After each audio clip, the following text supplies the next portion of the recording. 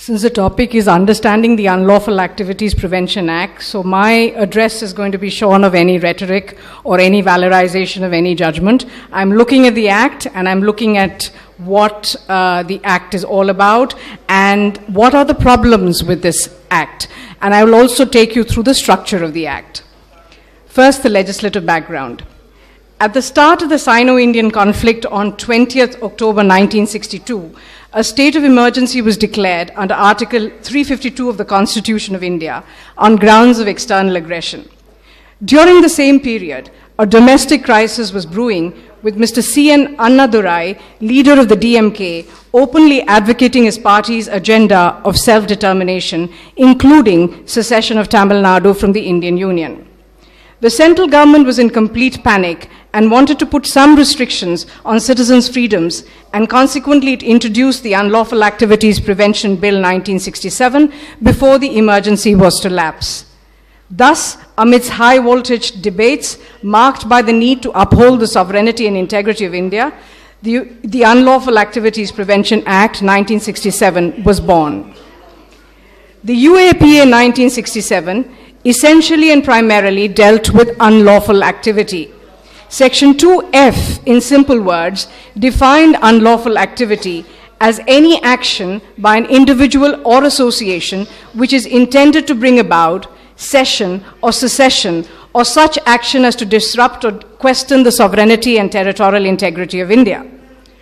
On 23rd May 1985, TADA was enacted, ostensibly to control terrorism in Punjab and other parts of the country. The Act introduced unprecedented provisions having overriding effect over the Criminal Procedure Code and the Constitution in many written and unwritten ways. Given the widespread misuse of the Act and its very low conviction rates, TADA was allowed to lapse under a sunset clause in 1995. However, on 24th December 1999, IC 814 was hijacked, and on 13 December 2001, the Indian Parliament was attacked. And in the backdrop of these two events, it was felt that there was need to strengthen the anti-terrorism law, and consequently, the Prevention of Terrorism Act, POTA, was passed by Parliament on 28th March 2002. But again, due to widespread reported misuse of POTA, including the arrest of Vaiko, the MDMK leader from Tamil Nadu, under POTA, the Act was eventually repealed on 21st December 2004. By enacting TADA and POTA, Parliament left no doubt in suggesting that the UAPA, as it then stood, did not cover acts of terrorism. By 2004, both these acts stood repealed. The state felt there was a potential vacuum and hence proceeded to graft terrorism offenses of those statutes into the UAPA. The UAPA as it stands today deals with two fundamentally different kinds of criminal acts: unlawful activity and terrorist acts. Let me briefly explain the structure of UAPA. The Act is broadly divided into two. The first half of the Act deals with offenses relating to unlawful activity, and the second half deals with terrorist acts. Unlawful activity, defined under Section 2O. A careful examination of this definition reveals that it has the potential to criminalize even those peaceful ideas, thought processes, and actions that have no propensity to violence or create public disorder or disturbance of law and order. Subsection 3 of Section 2O, which includes, and I quote, any action which causes or is intended to cause disaffection against India, unquote, in fact reiterates the offense of Section 124A of the IPC relating to sedition, without taking into account the two explanations of the same, which clarify that causing disapprobation of the actions of the government without exciting or attempting to excite hatred, contempt, or disaffection do not constitute an offense.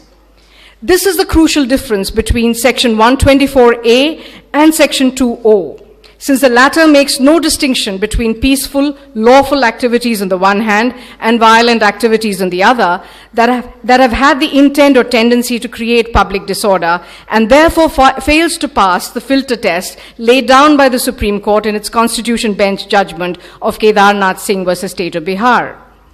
Section 13 of the UAPA prescribes punishments for unlawful activities, and these punishments vary from 7 years to 5 years, as the case may be. Section 10 of the UAPA criminalizes membership of an unlawful association, and again the punishment varies from 2 years, and in more serious cases to death or imprisonment for life. Terrorist acts are defined in Section 15. It's a comprehensive definition, and most of you would have read it. The definition of terrorist act in Section 15 makes it clear that it is only the most serious cases of violence which will come within the ambit of the section. Section 16 lays down the punishment for committing a terrorist act, and the punishment can go up to death or imprisonment for life for serious offenses, and shall be in less serious offenses can be up to 5 years, which may extend to imprisonment for life. Aside from the overlap between Section 2O and Section 124A of the IPC, while defining unlawful activity, and its failure to distinguish between peaceful and violent acts, what makes this act problematic and generally draconian in its application? I submit that the Act suffers from the vice of vague classification and loose subjective definitions that can often lead to illegal prosecutions. And I'll refer to two particular sections, Sections 20 and 38, both of them dealing with membership with a terrorist group or organization. While Section 20 makes it culpable if any person is a member of a terrorist organization, Section 38 makes association or professing to be associated with a terrorist organization with the intention to further its activities an offense. Significantly, the heading to Section 38 reads, offense relating to membership of a terrorist organization. So there is a very definite overlap between 20 and 38, and one is unclear under what circumstances 20 can be invoked and under what circumstances 38 is invoked. Very often they're invoked together, leading to more confusion. Interestingly, the proviso to Section 38 gives an exit option to an individual who associates himself or professes to be associated with a terrorist organization. However, the proviso places a very high evidentiary standard on an accused, as he is required to quote-unquote prove that at the time when he associated himself with such organization, the organization was not declared a terrorist organization, and since the time the organization was declared a terrorist organization, he has not taken part in the activities of the said organization. A comprehensive analysis of 20 and 13 reveals that terms like membership, associates, support are nowhere defined under the Act, and is simply open to any kind of loose subjective interpretation based on the whims of the investigating officer. Another example of vague classification and loose subjective definition pertains to the use of the terms and phrases like formations and frontal organizations. The first schedule appended to the Act gives a list of banned terrorist organizations. While naming many of them, the statute also uses ambiguous phrases like all its formations and front organizations. What are front organizations? What do we mean by formations? Who makes the decision to declare an organization as a front organization of another terrorist group? And is this decision based on any substantive material? Can an undefined phrase which could potentially lead to severe penal consequences be even legal or constitutional? The expression formations and front organizations also have the effect of defeating the intent of the proviso to Section 38 given to an accused. At the cost of repetition, it may be reiterated that 38 allows an accused to disassociate himself from a terrorist organization if he's able to prove that his association with the same pertained to a period when it was not declared as a terrorist organization, and since the time it was declared as a terrorist organization, he has not participated in its activities. Since front organizations are not defined or specified by name in the first schedule, one is unable to understand how a person can disassociate himself from the activities of such an organization. The mischief of the phrase lies in the ability to rope in as many organizations as front organization on a post facto basis. Now, one of the few inbuilt safeguards in the UAPA is with respect to sanction to prosecute an accused person. But is this safeguard followed in spirit, or does it flatter to deceive? Section 45 of the UAPA requires that there has to be a valid sanction for prosecution before a court can take cognizance of the offense under the Act. In 2009, Section 45(2) was introduced in the UAPA, adding an additional layer of protection for an accused person, as it provided that the sanction accorded by the central or state government, as the case may be, should be ratified by an authority appointed in this regard to independently review the evidence gathered during investigation. In principle, the idea was welcome. In practice, it is a mere eyewash. Let me give you the example of a trial conducted by me under the UAPA. I will not be revealing names so as to protect the identities of all concerned. In any case, the party has been acquitted. Here is a brief background. A charge sheet was filed against person A in 2010 after the central government granted sanction to prosecute him on 10/2/2010. During the course of arguments on charge in February 2012, it was brought to the notice of the court that the sanction order was defective, as there was no compliance with 45(2). The prosecuting agency was unaware of the amendment to Section 45(2), which required that the sanction granted by the central government had to be independently reviewed by an authority set up in this regard. In fact, up until that time, that is 2 years since cognizance was taken erroneously, no authority as contemplated under 45(2) had been set up. It was elicited during subsequent cross-examination that the state was made aware of the need to set up an independent review authority only after the director of prosecution sent out an advisory based on our arguments on charge. To make matters worse, as the arguments on charge were about to conclude, the agency placed before the court a fresh sanction order, which was now ostensibly in compliance with 45(2). It was also revealed later in cross-examination that the authority was hurriedly constituted and notified so that the challenge to the defective sanction could be defeated. The court, however, refused to give any credence to this freshly minted sanction and discharged the accused. It's another thing that 2 days later, a fresh charge sheet with a corrected sanction was filed, the accused was made to face a trial, and thereafter he was acquitted for want of evidence. The reason I highlight this case is because there is a complete disconnect between what is required by law and what is produced in court. The authority appointed under Section 45(2) has a very important salutary role to play, inasmuch as it is required to, and I quote from the section, independently review the evidence collected by the prosecuting agency. It is not expected to simply endorse the findings of the investigating agency. In serious cases of the kind that are being discussed here, this role can never be underestimated.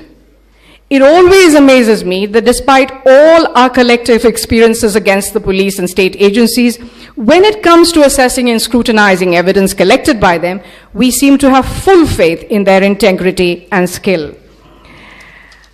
There are other problems with the UAPA, including stark departure from general procedural law. 1. Extended period of custody. 43(d)(2) is in variance with Section 167 of the CRPC, and simply put, a single remand can now extend to 30 days instead of 15 days, and the charge sheet can be filed within 90 days, which can be extended up to 180 days. The classification, aside from being arbitrary, also violates Article 14, since it fails to distinguish between offenses that carry a minimum sentence of 2 years, for example, Section 10A, and those that carry a sentence of death or life imprisonment, for example, Section 16. It also violates Article 21, as it is completely arbitrary and unreasonable, since the extension of the period of judicial custody from 60 to 90 to 180 days for all offenses, regardless of the punishment of these offenses, is unduly onerous. The virtual impossibility of getting bail under UAPA. Section 43(d)(5) of the UAPA states that a person accused of an offense under chapters 4 and 6 of the Act, which are terror-related, cannot be released on bail unless the court certifies that the allegations against him are prima facie false. Now, this provision is particularly problematic as there are some offenses under Chapter 4 which carry a minimum sentence of just 3 years. For example, Section 19, 5 years, 18A, not less than 5 years, 18B, 3 years, Section 22.